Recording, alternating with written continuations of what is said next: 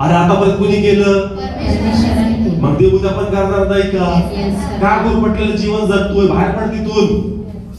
तुझं मन सांगतं का नाही मग माझं कसं होईल, माझं कसं होईल? मग तू तुझ्या ताकदीने जगतो का कृपेने जगतो? म्हणतो कृपेने आणि करतो ताकदीनेच. Yes. Praise the Lord. Hallelujah. हे काम केलं ना तर मग मी गेलोच. हे काम केलं ना माझे हप्ते तर गेलेच. हे गेलं ना मग मी तर गेलोच. आणि कोणती कृपा आहे? सगळी ताकद आहे. सगळी जो कृपेने जगतो ना तो कामाचा महत्त्वच नाही. Praise the lord. Come on, देव कोणाशी तरी बोलतो इथं. तुझं जे काम आहे ना ते प्रॉपर नाहीये. तू इथं हॅपी, तुला बाहेर तर पडायचंय पण प्रश्न तुझ्या मनात आहे मग माझा पुरवठा कसा?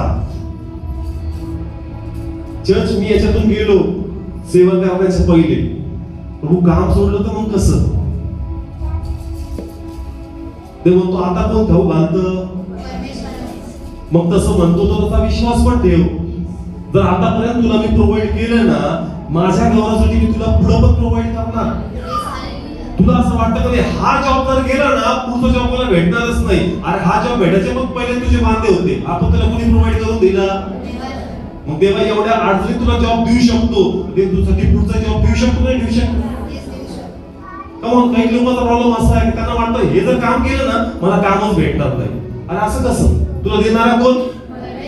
मग देव पुढचा देऊ शकतो. बाहेर पड, काय कर?